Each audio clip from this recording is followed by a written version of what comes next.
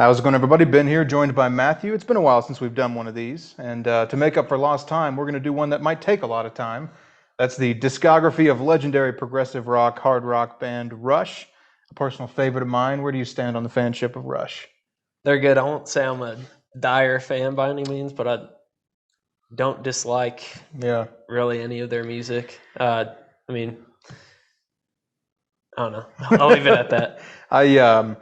I'm coming at this as a big fan, so I'm going to try and not talk too much. That's my goal for this, because I love Rush, man. If I had to pick two bands, gun to my head, Pink Floyd and Rush, that'd probably be the top two. I'd be pretty comfortable with just those two discographies to listen to. That's a lot of good stuff in there. So I usually, why don't you I'll lead start. it off? Yeah.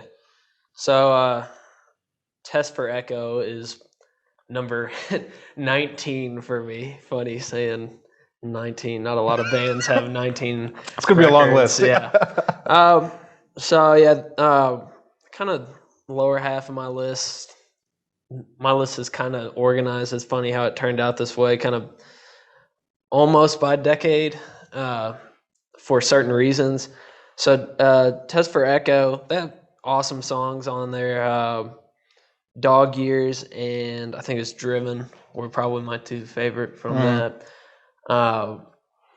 Just the overall sound to me sounded like it was like Rush is like in their later years of just being a band, like on their second half of that leg, and I think they're just kind of like, hey, let's do a 90s kind of prog rock kind of album. Kind of sounds like Tool a little bit. It's just like, I don't know, it has that 90s production, and it just doesn't really like, it has like instrumentally, it has the that Rush recipe or whatever they use, and it's a small recipe, just bass guitar and drums usually. with a little synth here and there, but there's certain patterns they do and stuff like that. I find that on just about every one of their albums too, but just like the tone for me wasn't my favorite compared to the other 18 albums. It's gonna be a long list. So my number 19 is Presto from 1989. You were talking about the decade thing. The 90s, the very last album in the 80s, this one, and the 90s stuff, that populates the bottom of my list as well. But it's a testament to a band's success and longevity when you can rank their career by decade.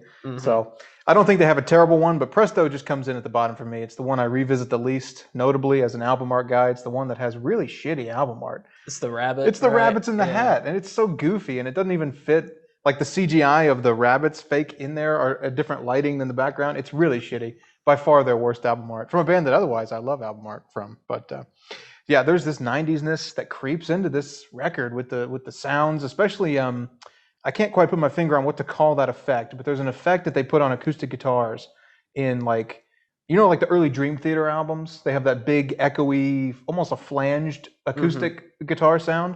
I can't stand that, dude. I hate that. It's so overwrought, and it's here on several songs, accompanied by just a general lack of interesting songs, I think, on this record. There's some jammy bits that get up and moving. The slow stuff is really weak. There's a couple slow tracks on this, but yeah, overall, just, I mean, the production's nice, as it is on pretty much all their stuff post like their first few. Very boring. I don't think they have a bad record, but this one definitely is room temperature. Like, I have no desire to revisit Presto at all. Yeah, I feel that. 18 for me was Hold Your Fire. I think it was 87 that came out. Sounds right, yeah. Late 80s, and it's riding kind of the same critique I had for the Time for Echo, whereas like that was a 90s kind of like, let's make a 90s prog thing, to where like Hold Your Fire was like, let's make a super 80s sound before the decade's over. It's so 80s. It's very 80s. Not really a song I dislike, but nothing that catches my ear to bring me back to it. Yeah, it's home to probably the lamest song they ever wrote, Time Stands Still. Yeah. You know that one? Yeah. Oh my God. Yeah. Although that has the vocalist from the band Till Tuesday, the female. Yeah, what's her name? I don't know her name, but I know she's from Till Tuesday. And they had that one hit that I liked about Amy Mann. Yeah. About something about the breakup, and I can picture the music video of her like sitting in a movie theater from like an abusive dick boyfriend or something, but she was good on it. But yeah. See, this is what I gotta cut this shit off. I gotta quit talking so much. We'll never get through this. Number 18 for me, Roll the Bones, 1991. You're sensing a trend here. Their 80s and late 80s and early 90s output is clearly, I think, the weakest part of their career. We can debate the order of the other stuff and this stuff, but Roll the Bones, I think, actually has a really cool album art, though. Check that out.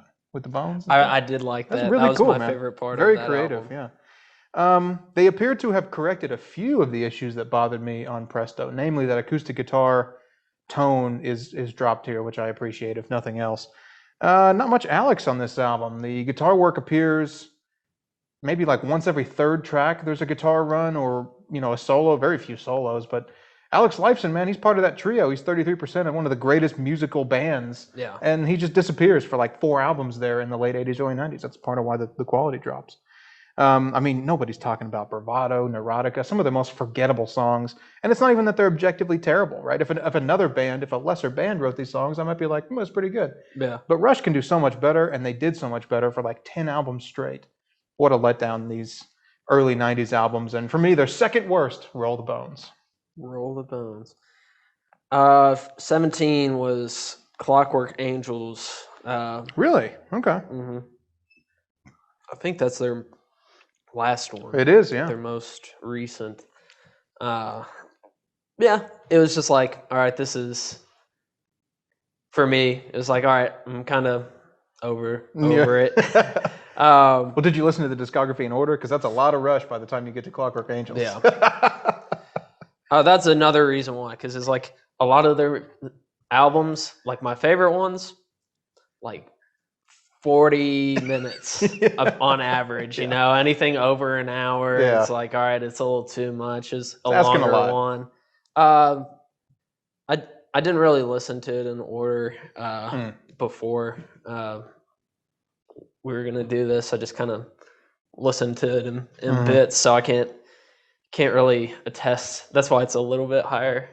Like there's some cool songs on it, but I guess for lack of knowledge, from start to finish, I can't really put it any lower than what it is. Man, whenever I listen to that one, sad that Neil died so young, man. I don't think there was going to be another Rush album. I think they played that out after 40 years, but the dude was an excellent jazz drummer. He was an excellent musician. And he's a good guy to work with, apparently, from the perspective of other professionals who had done so. Yeah, for real. He had a lot more to give, dude. What was he, like 50? 55? He was like, I want to say 55 or 56. It's terrible. What a legend. Yeah. So he wrote all that stuff, too. I know. On just about every album. Yeah. All the lyrics of all their classics. Yeah. So number 17 for me, Counterparts, 1993. Another 90s album. What a surprise. Populating the bottom of my list. This one to me is like, even though I put 2 below it, if I hadn't made a point to go back and listen to this album, I have to like, what is that one Rush album, the blue cover? I always forget about it. It's like the forgotten Rush album. Nobody talks about Counterparts, either to praise it or to criticize it. It's just totally forgettable. Animate, best song on the record, hits you right up front. But the rest of the album is kind of a snooze fest. It's that mid-tempo, jammy sort of 90s Rush that doesn't really do a lot for me. The production, I think, attempts to be a lot heavier on this. Yeah. And it's like heavy. It was denser. It sounded like it was being influenced hugely by the grunge stuff that was happening and the heavier guitar and all that stuff. Doesn't really work for Rush, man. Rush writes heavy riffs. They don't necessarily need effects. They can be pretty clean. And I don't really prefer Geddy's bass playing buried under like a really compressed bass noise. Like that tinny, spanky bass highlights the greatness of his bass lines. I don't want it buried in the mix of just a muffled sound. Yeah, that doesn't really work for me. That was a general criticism of their '90s output. But let's see, Everyday Glory and Cold Fire. Oh God, just totally forgettable ballads. I mean, Rush has just very few, like maybe 2 off the top of my head, ballads that are good. But they're not really a ballad band. They don't do it very well, but they keep trying. God help them. I do love I love the acoustic guitars on any of their like kind of more ballad stuff. Like the guitar playing's amazing. Alex, we'll say this several times probably, but underrated guitarist. just because he happened to be in a band with like the greatest bassist and greatest drummer. Yeah. He's a great guitar player. He doesn't get all the credit he deserves. But anyway, that's my number 17. His best work was on Trailer Park Boys with Bubbles doing Oh, you told me about that. Liquor and Horse. I never saw that, but I know about Reputation. 16 for me was Roll the Bones again. Awesome album art. It is. Yeah, nothing really.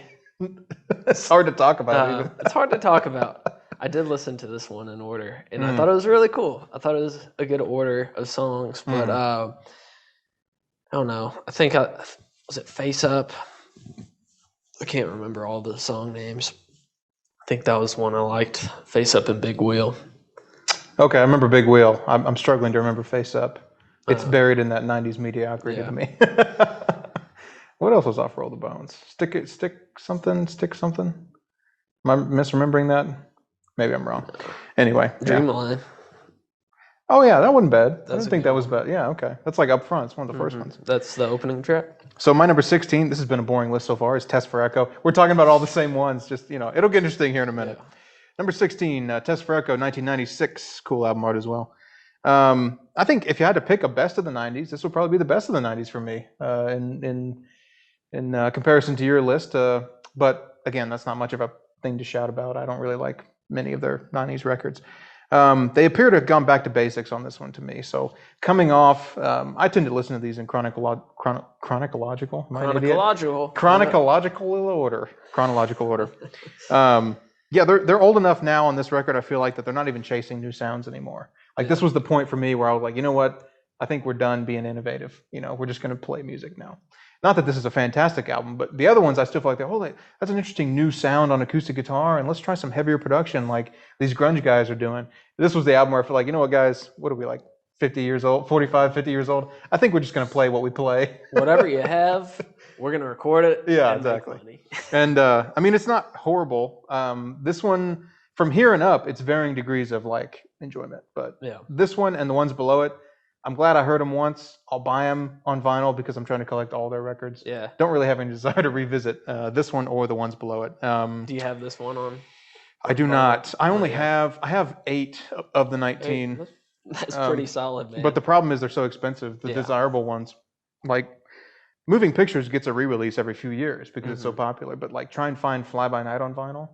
You know, Caress of Steel. They're all like $400 because like nobody's got them and they don't get represses. But I'll probably break down and spin that eventually if that's all that's left. But the title track, Test for Echo, I thought was pretty cool. That's one of the, I think that's up front on the album if memory serves. But other than that, just kind of a forgettable flyover 90s record. All right, what are we on now, 15? Yeah. Grace Under Pressure was 15 for me. Oh, shit. Yeah. Okay. It just timing-wise, compared to like Moving Pictures and what was the other one that came out right after? It was like Permanent Waves. Permanent Waves. The golden age. It was like their golden age of music. It was. And like this is kind of like the prelude or whatever to those great albums. And it's like it's just a little underwhelming. But like your hot streak has to end at some point, and it's like, yeah, this was it. But it's not bad. It's a cool. It's like a different approach, I think, compared to those other two albums. Distant Early Warning, the first song in there. Distant Early Warning's a great example. But yeah, I can't remember really the names, but just the feeling I got from listening to it was like, all right, this is different. Different compared to like the ones I really enjoy by Rush. I noticed you didn't say better. Not better, just different. Yeah. That's being kind. Yeah. Fair enough. I think you're gonna have to wait a while to hear my opinion on Grace Under Pressure. So we might disagree a bit on that one. My number 15 is the debut, Rush, the self-titled from 1974. You're gonna have to hear about that in a little bit too. Here's the thing. I like this album. This is how strong. People are like, you put it 15th? That's so, I'm like, no, the thing is, like, I like everything they did. There's only like 2 or 3 that I don't like. really, and room temperature, whatever. This one, I'm like, it's a great record. I like Yeah. it. I just happen to like 14 of their albums more. Yeah, I mean, obviously, these guys were like teenagers when they made this, which is impressive because it's better music than I was writing when I was 18 years old. Yeah, very Led Zeppelin blues rock, straight ahead, barely a progressive or experimental element to be found in their early sound. They did what they did very well, but if they hadn't pivoted quickly, I think, to a more innovative sound, they probably would have gone by the wayside. Would have probably been dropped by the label after a few records and been a somewhat obscure 70s hard rock band that didn't have a long career. Working Man's a good song, not one of my personal favorites, but I can recognize its quality, even though I think it's a little overplayed for me. But they had a lot of songs on this record that I think were just very by the numbers blues rock, Zeppelin-esque. Something Love. It's not Somebody Love. It's something. Is it Gimme Love? The one about love. Everybody has one about love, and it wasn't. I didn't like that one at all. Did I put any other? Finding My Way. It's okay. The album opener. I don't know. I just feel like they lack. I should say it's the only one to feature John Rutsey on drums. Was he playing drums? Because I know Pert joined the year that was released. So 74. I believe I don't think Neil appears on any of these, if memory serves. I may be wrong about that. But he's on the next one, though, Fly. Yeah, and all of them after. Yeah. I think they recorded this album and they were getting set to tour, and before they left on the tour, they had to hire Neil to play, because he had to learn all of Rutsey's parts. Yeah, because Rutsey he had like health issues or something and wasn't really feeling it. So he died young too, man. He died in his 50s from diabetes complications, having become a bodybuilder. Weird fact for you there. I only know that from an Alex Lifeson's interview where he says that he still works out with him sometimes, talks to him. So that's cool that there wasn't like bad blood there about it. Because if I was a drummer and I was like, you know what, guys, I'm done, and then the band became Rush, I'd be pretty bitter. like what's his name? Pete Best and the Beatles. Pete Best, yeah, it's the Pete Best effect. Yeah, exactly. Yeah. I don't know. It's a good album and I enjoy it. I revisit it occasionally, but I just happen to like 14 albums more. Yeah. All right, my next one's Presto. Had it a little higher than you. Yeah, you like that one a little bit more. I like that one. It was cool. I thought the opening few songs were great. You gonna try and defend the album art? Let me look at it real quick. I think it's just goofy, dude. It is goofy, but like I've told you, I kind of like goofy. Oh yeah, I should know. If the music doesn't really have to match the album art, but if it's silly enough or obscure, probably on board for. Well, I should have guessed coming from the guy who put that. What was that trucker guy you put in that one video we did? The guy who did the truck stop songs. What was his name? It's like underrated artist or something. I can't remember what it was. Well, y'all have to check that video out of underrated artists again. I forgot his name. Because I'm blanking on his name too. Well, sorry, I got distracted. Anyway, Chain Lightning was cool. Show Don't Tell. I thought it was cool. Just excuse me. The opening was great. Just kind of my tendency when I do listen to Rush is like, especially with the albums, it's like, all right, like let's keep this moving. Like I just gotta, I want to get through it because it's all good. Don't get me wrong, but it's like a lot. It's a lot of prog and a lot of like more difficult listening compared to a lot of other groups. So I don't know, my ears get tired after a while, but. They tend to have one speed too. When they get up, they don't have like a massive variation in jam speeds. Yeah. Sorry, I didn't mean to go. But man, I thought it was good. That was your 14, right? That was my 14. Okay. Yes, sir. So my number 14 is Clockwork Angels. I rank this one higher than most, just looking at others' lists and such. The old heads, I don't know why they have a problem with this album, because this to me was a bit of a return to form. The older conceptual stuff, the slightly longer songs, the more ambitious, like holistic themes of the album and all that stuff, return on Clockwork Angels, and I think it's a welcome change. Their last studio record, and I think they ended on a high note, man. Specifically, the song, I think it's BU2B or something like that. It's supposed to be a play on words, like BU to be or not to be or whatever it is. But those two songs, I think, go pretty hard, heavy, but the production's nice. It doesn't stifle their musicality. That was my problem with some of their 90s stuff, was it you put on that heavy metal production on them, and it actually stifles their musicality. It Mm-hmm. blends it all together when I want to hear each instrument pop. The Garden is the last track on this album. I don't know if you made it that far, but man, what a great career capping song The Garden is. It almost, yeah, I love this band, so I'm biased, but it almost made me tear up a little bit when I listened to Yeah. their whole discography, and you get to the very end, and basically The Garden That was it. it's a very nice song musically. It's not crazy Neil on the drums, but it's those three dudes playing, writing a song about how, you know, the meaning of life comes from like who you can bring up with you Mm-hmm. when you're successful, and I was just like, dude, what a great fucking philosophy. And they seem like those kind of guys because they get along for 40 Yeah. years and their families hang out. And it's like, man, what a great, it reminds me of Dave Grohl in a way. Yeah. I'll have You to know. listen to that one again because just my brain can't really retain lyrics at Yeah. all unless I listen to it like a million times. Yeah. Oh, yeah. Yeah. No, I'm with you there. I'm not and very that's lyrical that's one listener of either. that's like Rush's thing too. It's like they Fancy have lyrics. awesome like Yeah. just concepts lyrically and theme, like their vocal themes and what they're singing about are just amazing, and that's what Yeah. makes them great too. But I just can't, I can't retain that stuff. So yeah, I liked this one, man. Yeah. I think Caravan and Seven Cities of Gold is some of the hardest rocking stuff of the second half of their career. Yeah. I think this may be I know I put it at 14. It's not legendarily high, but I think maybe a little underrated in Mhm. Rush's catalog.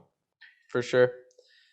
What is it? 13? Mm-hmm. 13. 1985's Power Windows. It's That's cool, my next man. one, too. It's cool. We'll stick on this Yeah. one for a little bit then. It's just so it's like so 80s. Even the album cover it's with the like TV and the guy sitting at the window Yeah. with his TV. It's just super cool, man. I think Emotion Detector was the first song I heard from it. Yeah. And I'm like, dude, this is awesome. This is an awesome song. So I have to listen to the rest of it now. Uh-huh. And the rest of it is like super 80s. Is the mid 80s, and that's the pattern I found when listening to all of these Rush albums. Is that like, yeah, I probably already said this earlier. They have their formula, but they do go with the times as well. Every album, because I think the longest gap they took between an album may have been 5 years, 5 or 6. Pretty consistent over a 40-year period. Over a 40, 40, yeah, like the 80s and the 70s, like just about every album was recorded back to back every year. But anyway, back to this album, back to Power Windows. Just the tone of it. I'll say it again. It's just very 80s, and I like it. It's like that at the peak of that style, and they took advantage of that. There were some great records from the 80s that I think go by the wayside. This one is a great record from the 80s. Also, that came out this year is Brothers in Arms from Dire Straits. Yeah. God, another great. That's it's very awesome 80s, one. but I'm like, how can you hate it? It's so good. Yeah, I mean, Power Windows is my number 13 as well. Even though if you're paying attention, I haven't said Hold Your Fire yet, so I actually think Hold Your Fire is the superior album to Power Windows. I'm controversial in the fact that I rate Hold Your Fire very highly, but we'll gloss over that for the time being. The Big Money and Grand Designs, pretty cool songs. Territories and Middletown Dreams, I thought were both extremely cool because they bring that 80s sound palette to Rush in a way that works well. It doesn't feel like they're just like turning on an effect pedal and playing the same old shit. They're writing music for the new, spacier, grander kind of stuff. And I appreciate the innovation, man. They've been a band together for, over a decade at this point. They easily could have just kept riding on what they did, but they were like, no, the idea of being a prog band is you continue to try new things and progress the genre. So, yeah, I think it's a great album, even though I happen to prefer Hold Your Fire.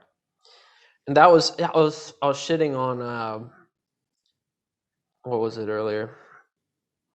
Grace Under Pressure for that, and that was Power Windows came the year after it. And I kind of just trying to get in their mindset is like, all right, that last album. We don't want to do another Grace Under Pressure. We don't want to do another one of those. Let's do a fucking banging 80s album, and that was it for me. At least for the mid to late stuff. So next one is Signals for me. Okay. 82, short and sweet, right in my pocket. It is what 40 minutes. 38 minutes. About. I just thought it was cool. Again, I lean towards more of the opening tracks compared to the end. Subdivisions was such a cool opening. It's a great song. Great opening song. And chemistry is cool.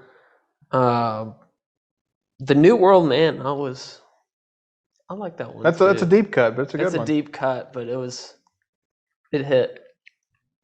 That was one I remember. I don't remember what the words were, but I just remember like listening to the lyrics more on that one. And yeah. It's a well-written album, that one, even though it was shorter. Distilled essence of the idea that they were trying to come across, bridging the 70s to the 80s, I think, on that one. Better than Grace Under Pressure, I would agree with you there. So my number 12 is Snakes and Arrows from 2007.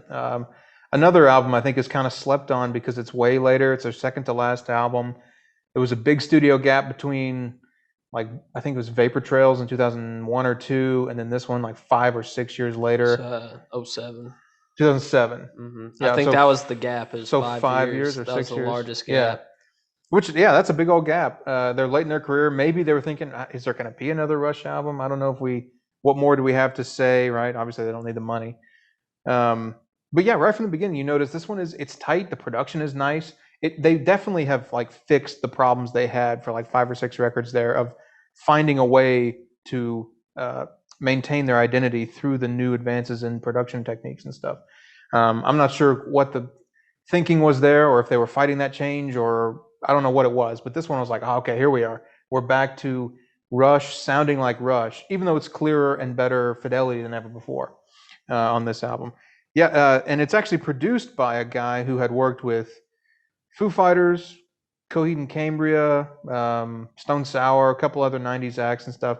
All records that, even though I don't like the Stone Sour stuff that much, it's very well produced. It's not just compressing and just blowing everything up to be as loud as possible. It's very well crafted production. Nick Raskulinecz, his name is very hard to say, but I know who he is. Yeah. I appreciate his work on this. The Larger Bowl and the instrumental cut, The Main Monkey Business. Damn, some cool songs, man. That's my favorite from the. And Faithless, another great song, dude. It's such a cool album, man. And I know it's late in their career, but they didn't slow down really. This rocks. This album. It's fantastic. Again, good album art as well. That's my number 12. 12. All right. Vapor Trails is my next one. Okay. A 2000s. I think that was their first 2K record. Yeah, I guess it would be. What, 2002? 2002. Yeah. It was cool, man. There wasn't a song I didn't like on it. That's kind of from here on out. It's definitely I kind of remember the whole essence of the album. Earthshine was a fun one. Ghost Rider, I swear I will talk about all their opening tracks. We could have a separate video on the opening tracks for all the Rush albums. Be like, which one hits the hardest? Because there's a lot of good ones. They all just hit. Yeah. Start off with a bang. They're not really easing you in more times than not.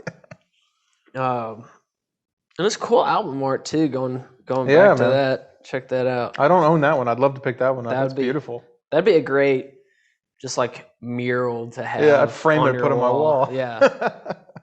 Yeah. That one, are you aware of the production issues on that one? Because obviously what were we, 6 in 2002? We weren't there for the actual release. Apparently the initial commercial release of it was like just mixed horribly. And I don't know what happened along the line or what happened. Whose fault it was or whatever. But the band was like, oh shit. And like 6 weeks later, they recalled everything and remixed it and put out a new thing. And from then on, that's the one we hear is the remaster. Yeah, at least on Spotify, that's what they only have the Vapor Trails 2013 remix. Yeah, right. It's like that one, I don't know what happened with the production. They always work with such good producers and they have a good ear for it themselves. They produce their own stuff more often than not. I don't know what happened. They're expecting Y2K. That's what happened. I They're guess. like, all our analog stuff's not going to work anymore. I wonder. I'm not famous, so not like you with your touring bands. You'll have to tell me how this works. But there's like, if you are that famous, do you just like hand off your stuff to a mixer and walk away and like your job's done? Because there's mixers who get paid a lot. Because that's what I wonder if what's happened is they're just like, oh, okay, yeah, it's a great album, hand it off to the mixer, and then they don't hear it again until it's released. I'd hate to assume that, but like, they're a busy group of individuals there. Exactly. I would assume like, we're going to pay someone really like a mixer. I mean, there's mixers, so that's their job and they're good at it. So yeah, I would trust their ear over mine. So I'd just be like, sure, take it. Yeah, take it. And then they hear it on the radio. We'll let you know if like, it's bad or not. This is shit. So then they got somebody else to do it, I guess. But I don't think I don't think it just went straight from the mixing desk to the radio. I'm sure there's some blame to be held on their end. Maybe they were just like, oh, sure, it's fine, whatever, send it. Yeah. I don't know, but boy, it was bad. Like the bass was just not present at all. Yeah. It was weird on those. You can still find them on YouTube, the original MP3s that people got with their CDs and stuff to download of that stuff. They've tried to erase it, but yeah.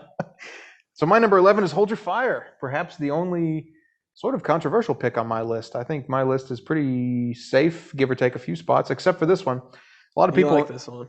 I like it. Well, yeah, it's 11th. It's the best album ever. Yeah, it's not secretly like the best Rush album ever, but I think it's good, man. And the question I would pose to people is like, instead of thinking it as a below average Rush project, think of it as an above average pop project. Because if you just approach it as like a pop album, which was what it tried to be, it's very good. The musicality is cut above most of the other late 80s pop. I think the instrumentation is very welcome. It's clearly acoustic instrumentation, except for Neil's drums. He's got those pads going on, a lot of that stuff. And there's a lot of keys in there, I'll grant you. It's a little too synthy, a little too thin sounding as a result of not having Alex's guitar mixed. Mm-hmm. Like, it's so sad to hear him just slightly in the back of a mix. And I'm like, but he's a third of the band, and you just relegated him to that role in the back on a lot of these songs, including Time Stands Still, which I can't hate it because it's such a catchy song and it's harmless. That's how I would describe it. It's harmless. But songs like Turn the Page and Force 10, I think are really cool. The album opener, Force 10, they always start with a bang. That's one of the heavier songs on the record, and it's really cool, man. Lock and Key rocks pretty hard, man. Even the slower stuff on this album I enjoy more typically than their other slower stuff on other records. So that's probably the only like, wow, really pick on my list. But yeah, I think that's a little bit of an underrated record, man. I think it's pretty good. Well, I'll take a little halftime beer right here. Go ahead. You got to reorder your list again? Yep. We're starting from number 19 again, folks. No, man, I have Snakes and Arrows for my number 10. I really, really like this album a lot. Only because of 3 songs, really. Like, the rest of the album is good, but if I ever listen to this album, if I just skip around or anything, I'm listening first off to that the first song? The main Monkey Business. Oh, yeah, the instrumental. The instrumentals. Like, I thought they were awesome. Killing it. Drumming on that's awesome. The drums are sick on that. Hope, another instrumental, and the Malignant Narcissism. Yes, okay, yeah. All 3 of those instrumentals are awesome. And another reason why I like this album a lot is because of how they transition from those instrumentals into the next song. So let me look at this list just so I don't blow the names. So from that main Monkey Business into the Way the Wind Blows, and so that's really a 4 back to back that I love a lot, because that's going into Hope, and then Hope into Faithlessness. Like, that was just that chunk of songs right there. That's like the meat of that album. And the opening, that's the one. Like, Far Cry is cool too. Yeah, like, good opener. But they always have good openers. This is the album I say, the meat and the potatoes on this are better than what you see at the beginning and the end. Which is unusual for them. Yeah. They usually front load their stuff, as you said. Yeah, I think you and I both probably, that's a little underrated, that record. You don't hear people talk about Snakes and Arrows And it's one of their It's last fantastic. ones Yeah. that they did. They went out on a high note. That's good. Yeah. So my number 10 is Vapor Trails. We're mirroring each other slightly here. Yeah, definitely a solid mid-pack sort of record. Cool album art. I'm already sort of explained the production issues. I don't really hold that against it because I wasn't there for the release. Maybe I should. I don't know what's fair or not in these lists. I guess it doesn't really matter. But yeah, I do really enjoy this record. Again, they start with a bang. One Little Victory. One of the coolest songs on the album. And they hit you with it right up front. They really know how to start an album with a bang and get you, you'll, even if the next 3 songs are lame, the strength of the opener will always be like, okay, it's still not bad. You'll keep listening too, man. That's what Rush does so well is they make albums. They're not a singles band. Now, have they had? I don't know about their singles at all. I'm sure they have released singles, like their popular songs, but like that's usually what draws people to groups is like, oh, they have a single. Like I'm gonna listen to their album, and I hope that single is gonna be on the album. But it's never the opener. I'm sure they did that because like every band in the label era, as I call it, in the 70s and 80s and early 90s or whatever, that was what the label did is they picked 2 or 3 songs and promoted them. And I'm sure they played that game like everybody else. But the album, like they draw you in with the opening song. Yeah, exactly. Man. That's what I'm saying. I'll get the next album because the start of that last one was so great. I mean, I don't know if they did it that way intentionally or not, but it always works out that way. And it's definitely a plus in my book. Secret Touch rocks. It's awesome, dude. It just rocks. Yeah. This stuff in the early 2000s was way underrated. This was after. Did you ever see that Beyond the Lighted Stage documentary about them? No. It's worth a watch if you're a Rush fan, which I don't know if you are really or not, but if you're a fan of those guys and their lives and all that stuff, it's like Neil had his daughter died and his wife died. Like his whole family died in like a year of each other from unrelated things, like car accident and then cancer. I was like, dude, rough. So this was like one of the longer gaps of their career. He took like 4 years away from music entirely. He was saying like, I didn't touch a drum set. I didn't put on headphones to listen to music. Nothing. Went out and like rode his motorcycle across the country and read a bunch of philosophy books because he's a smart guy. But yeah, they were wondering, I guess this might be the end of Rush, maybe not. And they came back with the last 3, Vapor Trail, Snakes and Arrows, and Clockwork Angels, after assuming maybe 1996's counterparts might have been it. And I'm glad it wasn't because especially the 2002 and 2007 output is fantastic. Way better than the last like 5 they did.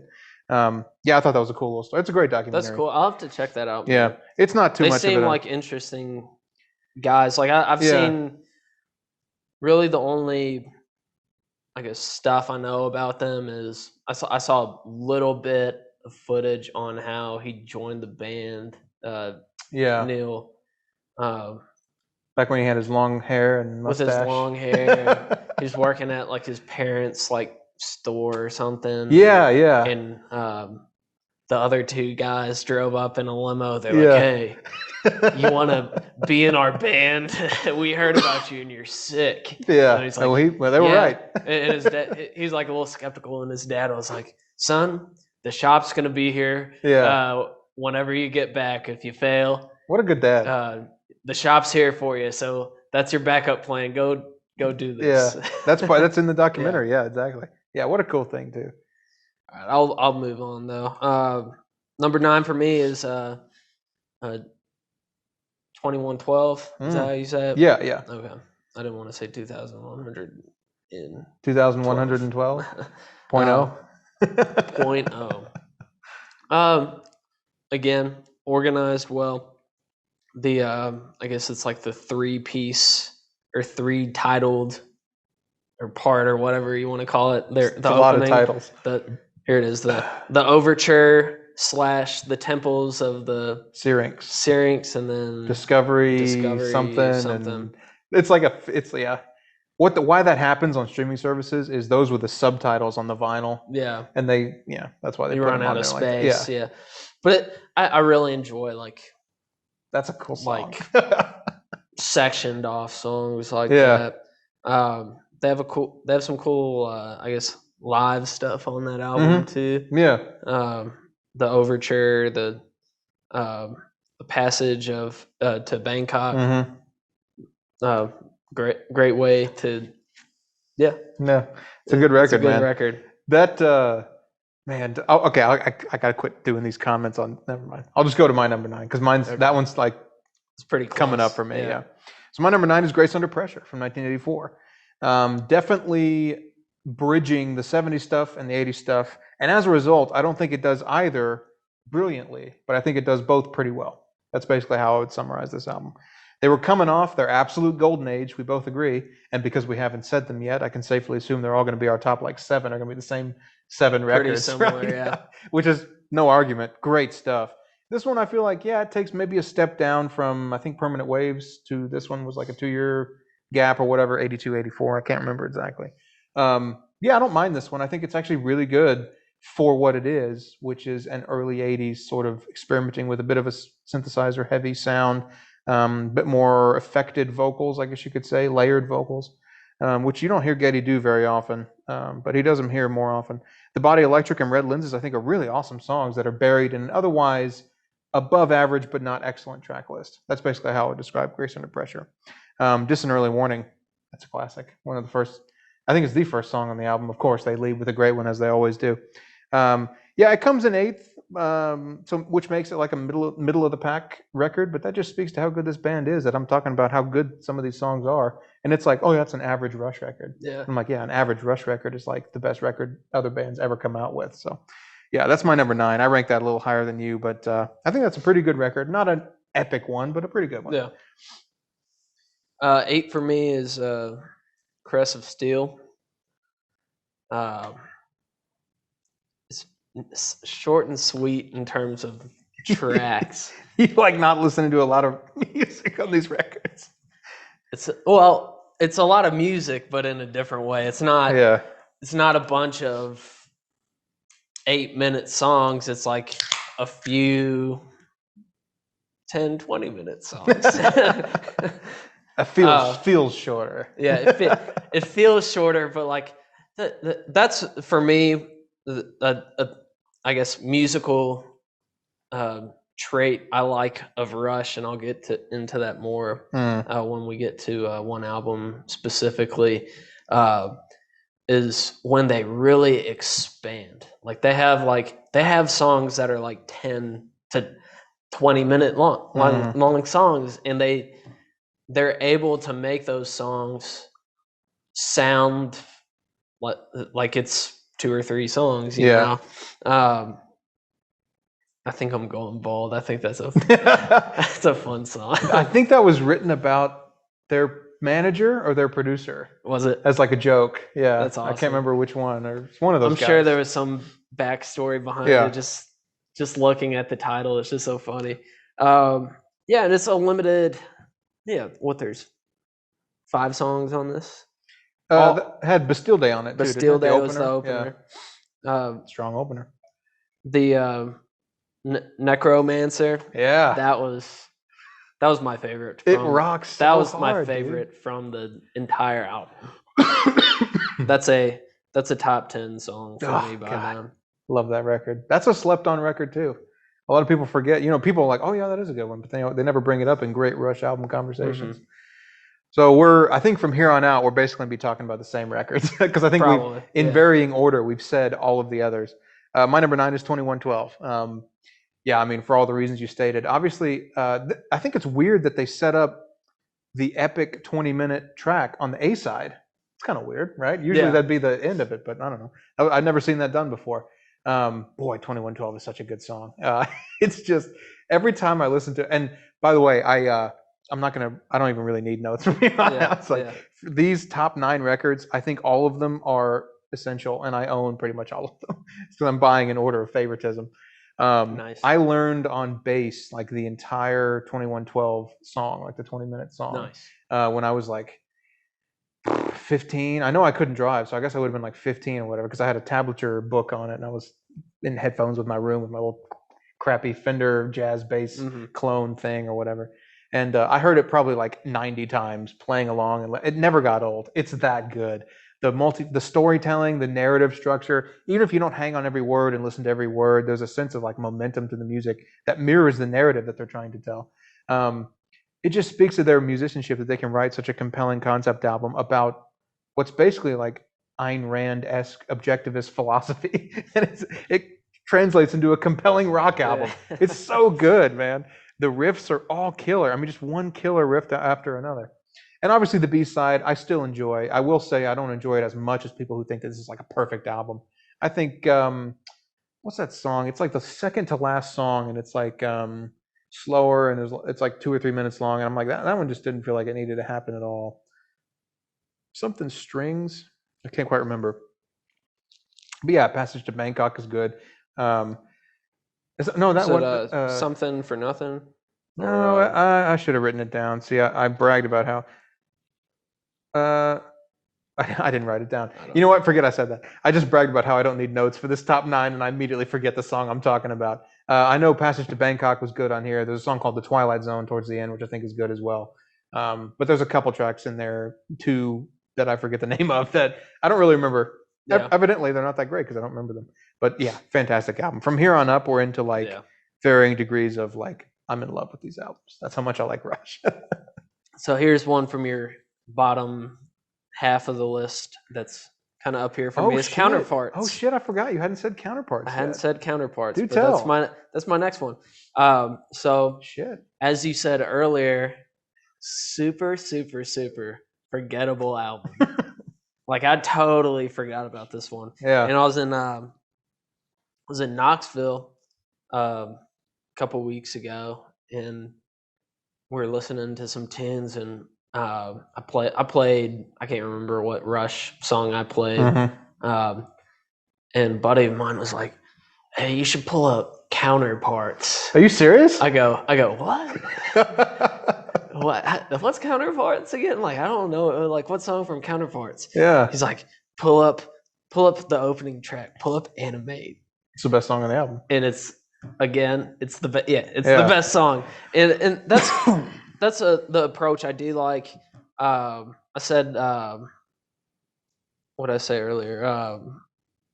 Power Windows was kind of like, all right, you all hit peak 80s, like just popular 80s sound on this album. And Counterparts to me is like, all right, you hit like 90s peak popular sound on this one, because it is super 90s. But I don't really dislike any of it. I think it's all really cool. And just thinking about it from the times is like, yeah, this is a banging album. I don't know how it's not more popular. Because you just never hear people talk about it. You're a guy who said check out Counterparts. I'm like, oh my god, he's like a unicorn. Yeah. He's like the one guy who remembers Counterparts. And like a few of those guys is a mutual friend of mine. We're down there for a show, and just all those guys say like, yeah, Counterparts is awesome. Oh my god, dude. They're the counterpart to Rush. They're the counterpart of loving Counterparts. Maybe I'm wrong. Maybe there's like a secret undercurrent of fans of that record. Secret Counterpart alliance. Yeah, I just never think about it, and the other people I know 4 or 5 big Rush fans who never talk about it, never think about it. That's funny. That's hilarious. Oh, I guess that worked out in time for you to do the Rush list. But, it did. So number 7 for me is Signals, one that I was surprised you ranked that low, especially under Counterparts. That's pretty interesting to me. Subdivisions, I think, it starts super strong and stays strong for like the whole A side, and the B side, okay, yeah, there's a few pretty forgettable ones in there, but as a whole, I think it's fantastic, man. And what's amazing is like this is their 7th best album, and I'm like, yeah, it's amazing. It's great. Most other bands don't achieve an album this good in their whole career, man. Obviously, Subdivisions is like one of their classic tunes. It's a whole generation of kids identified with that song, and that was the sound of the early 80s for them. Analog Kid is a great song. Digital Man is a song that has one of the best Rush bass lines, dude. That bass line just is amazing. The whole song is subservient to how good his bass line is on that song. He plays lead bass on that song. It's fantastic. So they've left the big, long conceptual stuff behind by this point.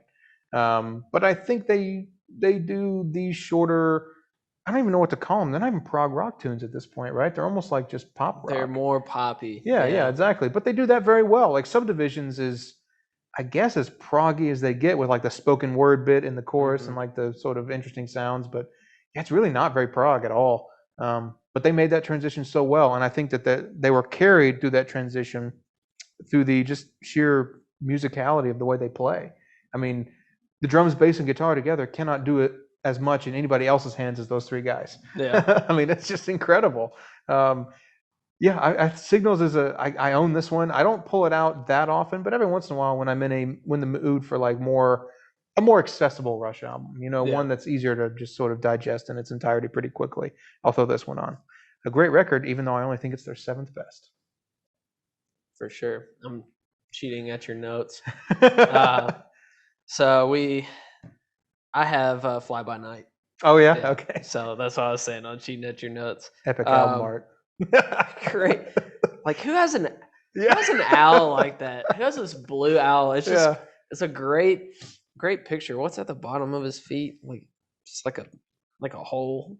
I have Under never the looked down there snow. actually. I guess he's melting the snow. I never looked at that. Yeah, that's weird. Giant owl. Yeah. But it's a little intimidating if you Yeah, it look at is. it too long. But yeah, I mean, from front to back, like I said from front to back at like 9, but like Yeah, from right. front to back from Fly By Night and on, it is like I can listen to these albums like I'm a lot more familiar with Yeah, for sure. with the music from here on up. I mean, the album track, the Fly By Night, awesome song. The bass fucking slaps on that song. God, it's good. He plays lead bass on the verses in that song too. Yeah, Incredible, man. And the drumming, obviously. drumming is always on point. Rivendell was a cool one, I thought. In the end, it was just a perfect way to end it too. And this is in their era of kind of being more of a raw sounding group. It's their second album. Yeah. Their first with Neil on it. Yeah. First with Neil involved in the writing, hence why. Yeah. Yeah. Well, go ahead. I'll let you finish. Of course. No, yeah. I cut it. I mean, I'm really restraining myself not to just like talk at length about all of these songs and shit. So yeah, number 6 for me as well is Fly By Night, their sophomore effort, and what a stark jump in quality between the debut to this one, in my opinion. You haven't said the debut yet. I'm surprised. You must really like that album, so I'll be interested to hear your thoughts on that. I like it as well, but man, they went from like somewhat by the numbers, albeit good and enjoyable blues rock band, to all of a sudden now they're writing like multi-phase 10-minute songs about Lord of the Rings. And I'm just like, yes, that is a band that has developed an identity unlike any other. And this is the beginning of me from their golden age that lasted for 8 records. I mean, just it's timeless. fantastic. It's a timeless one. I guess you would be even more because you include the debut, I guess, in that golden age. So that would be like a full 11 years and about 10 albums of epicness. Man, I just love this song. Fly By Night, the title track. You mentioned awesome as hell. The bass line on that song. I could never say enough nice things about his bass playing on this record. Yeah, Bytor and the Snow Dog. Like, what the hell is that? It's fucking incredible, dude. It's just so fun, man. It feels like a band you want to be in. The creative energy, the performative energy, anthem between, behind, whatever the fuck. His lyricism is fantastic. And let's not sell short Geddy's ability to deliver this lyricism. He's a really good singer. I know his voice is polarizing to some, but I think he's a fantastic frontman. The energy is there, especially when he's younger like this, and he yells a bit more and he screams a bit more. You know, you don't hear him scream like that as it gets older. But yeah, I couldn't agree with you more. Great album. Number 6 for me. Yep. Number 5. Here you go. Debut album. Number 5. Just a little bit higher than me. You ranked it 10 spots above where I put it. Just one notch above Fly By Night. Just because it is so raw sounding. And it's fun. Man, I assume that Neil was playing drums on it. John Rutsey's not a bad drummer. He's not a bad drummer at all. So props to him. Shout out to him. R.I.P. But it's just so raw sounding. It kind of has that Sabbath sound. Yeah, that's a good comparison too. It's real. I mean, it's really heavy. Heavy blues. Heavy blues. Yeah. Man. That was the first thing because I love Sabbath, and I think that's what drew me to this album being higher on my list. If you want to do so raw and an even longer discography, we'll have to do Sabbath. That's it's like, was it 25, 24 records? Can we skip the Dio albums? And just do the I don't like the Ozzy Dio albums? stuff either. But anyway, Sorry, it's not about Black Sabbath. It's about Rush. This is a Rush episode. I get distracted. I just, again, Finding My Way. What an awesome opening! It is just that thick guitar sound and that thick bass, man. It's amazing. It's amazing. Working Man is a great ending too. Yeah, that's the one that made them. Arguably, all that the other albums that we've talked about exist because of the strength of Working Man. That was the one that got them. They worked hard, man. They have 19 albums. You know what's really cool about them? Men. They're really grateful guys too, down to earth guys, because the local radio DJ in Cleveland, who just happened to cross Working Man, started playing it and got them signed to, like, was it Mercury? I can't remember. I think it was Mercury Records in the States, and got them a record deal on the strength of that song. Wow. And so for all subsequent releases of that album, they have in the liner notes, "Thank you, whoever," or whatever, because they basically gave them a career by playing that song. Thanks for playing our song. Yeah, exactly. I forget her name. She's one of the DJs at whatever station in Cleveland played that song. But this is another one you cannot find the debut on vinyl, dude. It's astronomically expensive, like hundreds and hundreds of dollars. What's the most expensive you've seen it? Well, there's like a mint condition original press for like $1,700, $1,800, and it's in the Netherlands, so I got to pay to ship it over here too.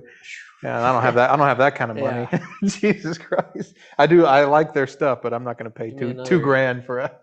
Give me another 10, 15 years. Yeah, right. Exactly. I just hope it gets. I hope somebody does like a reissue of their whole discography, because people will buy that stuff. Me, you. Once they're all past, unfortunately, that's really when people exploit recorded music. Tom Petty, like there's a Tom Petty album they just did, and it's like, and it's really, it's not $1,700. It's like it's like $200, I think. New, but it's like almost his entire discography on vinyl. Yeah, there was some nasty estate problems with that, wasn't there? Yeah, like his kids were fighting over it, and his wife or whatever. Anyway, we keep getting sidetracked. We brought up Sabbath and Zeppelin. This is Rush. This is Rush. So my number 5 is Caress of Steel. These you can tell I really don't have many notes on these. We're getting into That's a great album, man. Absolute gold. I should have had that higher. Love the album art as well. Super cool album art. Bastille Day. Nice mix of the blues rock into the more distinct sound of Rush, right? Because fundamentally, when you just break that riff down, that's kind of a blues rock riff, but they just dress it up with a real fancy bass line and a bit of a sort of melodic disguise. And it actually sounds like quintessential Rush, even though it's not that different from the debut stuff. I just think they've learned a little bit there about how to sound more distinct than just the blues rock sort of Zeppelin, Sabbath. Sabbath is a better comparison because it's more Sabbath than Zeppelin. Anyway, on that debut, I think I'm Going Bald. Hilarious song, goofy. Lakeside Park, surprisingly pretty little cut in there. Yeah. One of their slower songs that I actually really enjoy. And then you have the epic, The Necromancer into the Fountains of Lamneth, or the Fountain of Lamneth, which between those two songs, it's like 60% of the project. Yeah. Love every second, every note of both those songs. They run the gamut, man. They're slow as hell, they're fast as hell, they're loud, they're soft, they weave this like crazy journey into these songs in a way that just makes me, first of all, joyous that it exists so I can listen to it, but also profoundly envious that I can't write songs that good. Yeah. It's so amazing, man. It's the kind of thing that no one person could ever write alone. I feel like their collaboration is what makes this kind of stuff possible, those three guys. So it's their synchronization too. Yeah. It's like no one's really, there's no like backbeat on a lot of it. It's like, all right, the drums, they're going to play the pitches. He's playing the pitches and the rhythm with the guitar and the bass in harmony. Like it's just incredible. It works out perfectly. Lucky us that those three talented Canadians happen to live near each other. Don't you know, eh? Yeah. So my next one is A Farewell to Kings. Nice. Dude, that is I don't even know what to say anymore. You go on and talk about your number 4. It's that good. It's that good. I've listened to this one. This is, aside from one I'm sure I'd assume we both have it number one. I'm Yeah. not even say it yet. But I honestly, like, I'm thinking about it now. It might be. There's a few albums that I'm like, dude, should I switch this for number 2, number 3? Like, it's in that realm for me. The opening of Farewell to Kings, amazing. Again, I'll just talk about the openings and ends because I know you'll be able to elaborate on everything in the middle. I can't even say the last song is the book 1, The Voyage, the Sinus X1. Cygnus. Yeah, book 1, Cygnus, part whatever. The Cygnus X1, book 1, The Voyage. That's a catchy little tune. That's catchy. That's a great one for your everyday listener. Be like, hey, do you hear Rush's Cygnus X1? Book 1, The Voyage. That shit bangs. Slaps. It slaps. That's slapping a bass right there. No, I mean, that's Xanadu. That's a great one. Love that one. Cinderella Man. Closer to the Heart's on it. Yeah, so good, man. Closer to the Heart, man. I'm surprised I didn't even lead with that one, but I think that was their first big radio hit too. It sort of saved their career on this one. But it just from start to back, any order you listen to, it's amazing. It's so good. It's amazing. All of these at the top are just awesome albums, man. I don't think I've smiled this much in any best to worst we've done. I'm just thinking about how much, permanent. We're not even listening to the music. Yeah, I know. We're just talking about how good it is. Yeah. So my number 4 is Permanent Waves. I assume that's coming up for you as well because they're just so good, man. How do you make an album like from like 6, 7, whatever? The last like 4 or 5 that we're mentioning. If it was any other artist, this would be like a greatest hits compilation. Each album. That's how good this shit is, man. Permanent Waves from 1980. You have Spirit of the Radio, Into Free Will, Into Jacob's Ladder, which is one that everybody forgets about, but that's a fucking cool song. Jacob's Ladder is great. And I'm like, dude, only in a track list this good could that be like, oh yeah, I forgot that was on that record. Just how good this shit is. Again, they lead off with Spirit of the Radio. Fucking amazing song, dude. It's so good. Entre Nous, again, epic song. This is the one where I think this is the most overlooked, but it should be a classic. Entre Nous. To my knowledge, it's the one that never actually played live. Of all the stuff in all their studio catalog, they never performed Entre Nous. I don't know if that's. I heard that. I'm gonna look that up on YouTube later. I heard that, but anyway, yeah. And then you have. Oh, this is okay. I made a mistake earlier. Different Strings is on this album. I thought it was on 2112. Different Strings is like a weird little 2-minute acoustic-ish interlude. That doesn't really need to be there, but it's not bad or anything. It's somewhat unique. It's cool. But anyway, Natural Science is the end, sort of a longer 9-ish minute album. One of the last longer songs they did, actually. And it's fantastic. Good note to end on. I just wish this album was longer. I love everything about it. From here on out, we're into just, I can't say enough nice things about it. That's probably why I like these more, is because they're shorter, but they're longer. Hemispheres, number 3 for me. Did they make it past book 2? Because their opening track is Cygnus X1. Sadly, book 2, Cygnus only got 2 books. They only got 2. They didn't even make it to X2. They just had book 2. But was that the plan, to keep writing like all the books and then move on to Cygnus X2 book 1? There's always going to be a Cygnus. Trailing back to what I was talking about earlier, that's the song I was saying I really appreciate Rush when they write a 20-minute song. Because that song is, the album's 36 minutes long. Yeah. That song is like 20 minutes long. It's a long track, and the other songs are pretty short and but just it's a perfect concept album. Yeah. It just flows for great album art. The naked little David Bowie dude pointing at the guy in the bowler hat or whatever. Are they standing on dunes? I never was. I think it's a brain, dude, like a hemisphere of the brain. Oh, that's even more mind deafening. I always thought they were in a desert. Circumstance, just going between song and song is amazing. Circumstances to the trees. Circumstances. God, such a fucking good song. That was a great one. But I'll let you elaborate on that. Well, we'll keep talking about it. My number 3 is Hemispheres from 1978.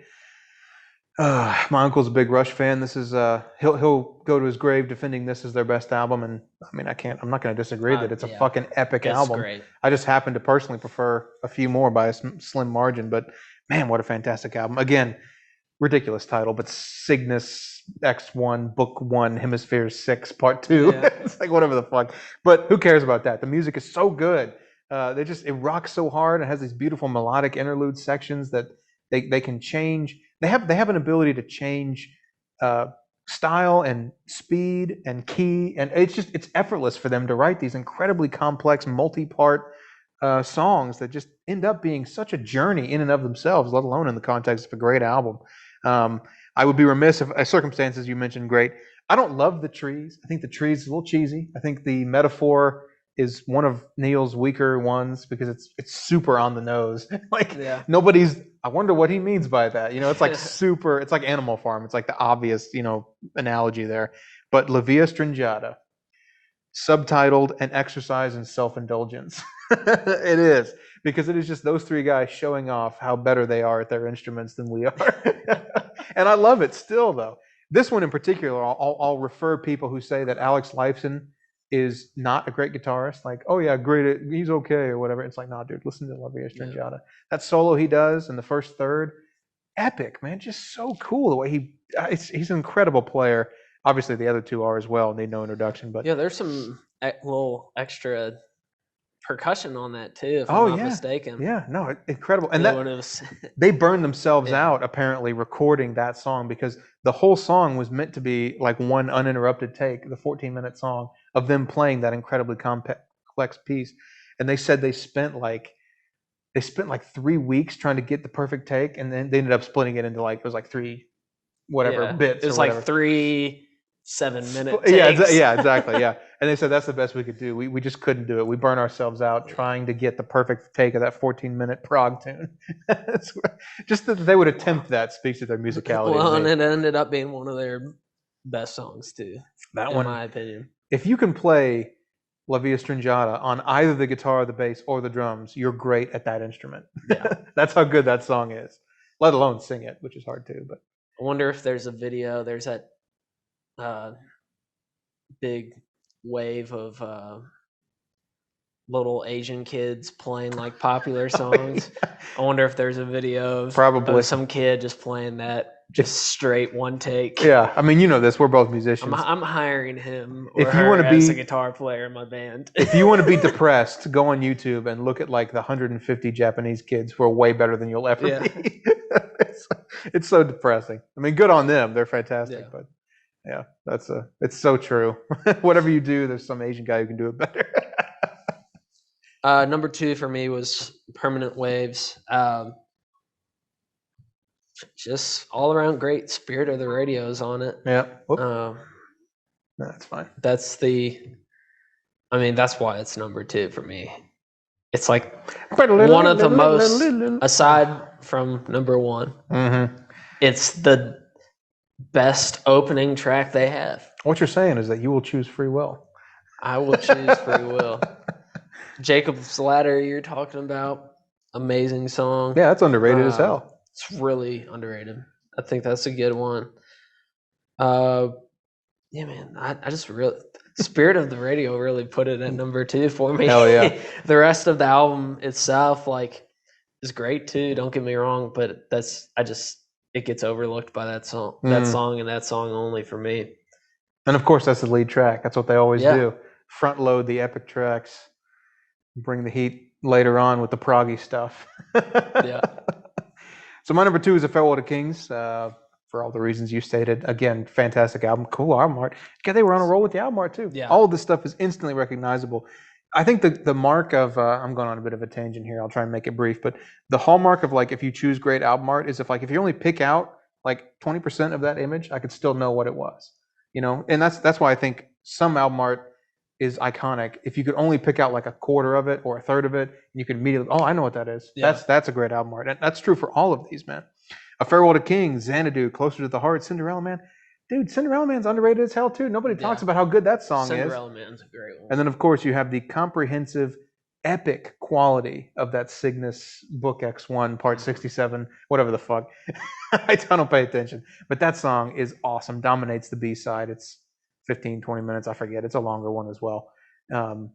They just take you on a journey on these songs, man. It's hard. You just have to listen to it. It's hard to even do it justice with an explanation of like, so this is the first part, and then they have an acoustic part, and then they have a blah, blah, blah, or whatever. You can't talk about a 20-minute song in a 3-minute span. Yeah, it's exactly. impossible. You just listen to it, man. It's so It's cool. like ruining a movie. Not almost. a note out of place was the little note I put on there. It's like that whole song could not be any better. I couldn't imagine like, oh, I wish they'd done that. But other than that, it's great. No, there's nothing I could think to improve that song. That's how good it is. Did we have the same 4 albums in our top 4? I had Farewell to Kings, Hemispheres, and Permanent Waves. Yep, we did. And we both have number 1, of course. Are we on number 1? Mm-hmm. You know, okay, yeah. So moving pictures. Same obviously. For me. Like, aside from your uncle, I guess I don't know anyone that doesn't have that as their favorite Rush album. Yeah, how could you not? And funny enough, the topic I've brought up a lot today was decade by decade and like I guess gaps between albums. So these top 4 for us, disregard the order we have them in. Farewell to Kings and Hemispheres back to back. Yeah, who's that good? 77 and 78. It's incredible. For me, that's 3 and 4 there, and then Permanent Waves and Moving Pictures. 80 and 81, right? 80 and 81. Yeah. So that was like late 70s, early 80s. That's just their. It's unbelievable. That's prime Rush right there. I'll get on to Moving Pictures though. Tom Sawyer, dude, like that's the best openings. That's the best. And where is it? It's the fucking opener. It's the opener. And that's the one you hear a million times on all your local radio stations. Like if you're gonna hear Rush, you're gonna hear Limelight, you're gonna hear Tom Sawyer, you're gonna hear Spirit of the Radio. Yeah. Those are the 3 I hear the most. Tom Sawyer is fun. In high school, my first, I guess it was an instrumental music class. So I took drums that first semester there. And the first song we did was YYZ. Hell yeah. And it was like a 15, 20 kid class, and our one teacher, he's like, we're going to play YYZ. There's like, out of those 20 kids, there's 15 drummers. There's 2 bass players, a marimba player, and a keyboard player, and the rest were guitarists.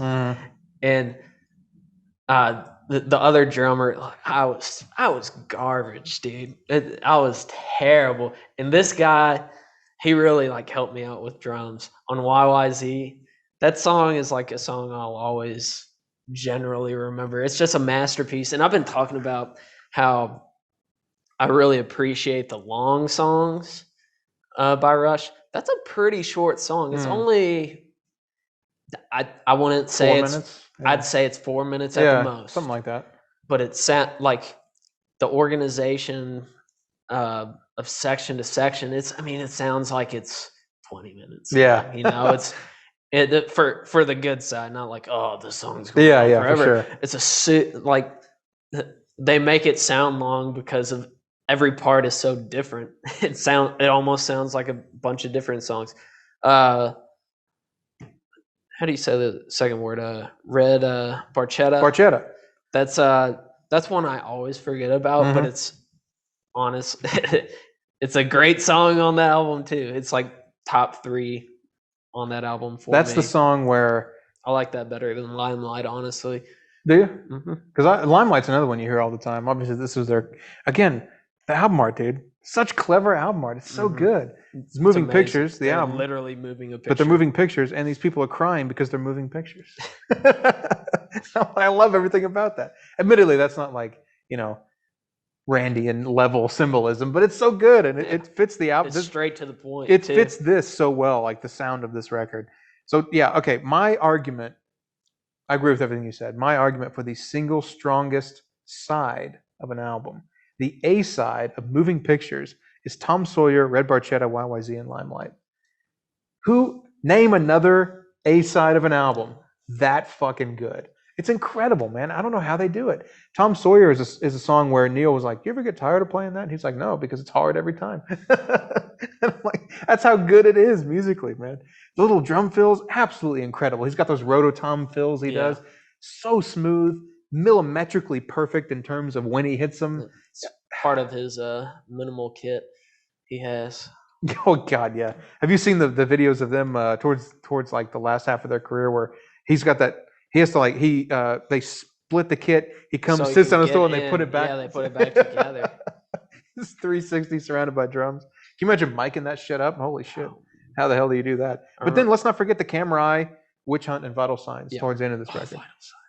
It's so good. I guess if I had to pick a least favorite, it would be Witch Hunt, but I don't dislike it by any means. No. This album is almost perfect. It's as close as I've ever heard to a perfect album. It's so good. A huge part of my love of Rush is just how often. I remember when I was working like a shitty job in fast food when I was like 16, and I had a drive home that was about 25 minutes. We live out in Oldham County, so there's nothing close. And I would be driving my manual car and just throw on this on the way home. And I would listen to this like every day on the way home from work, and I would never get tired of it, dude. Nice. Oh, it's so fantastic. I love this album. It's hard to. It's almost perfect. I mean, it's damn near perfect. Yeah, it's so good, man. And it has to be my pick. I knew it was going to be going in. It's the safe pick. It's the one everybody picks, but for a reason. It's that good. This album is fantastic, man. I was really wanting to put Time for Echoes as number one.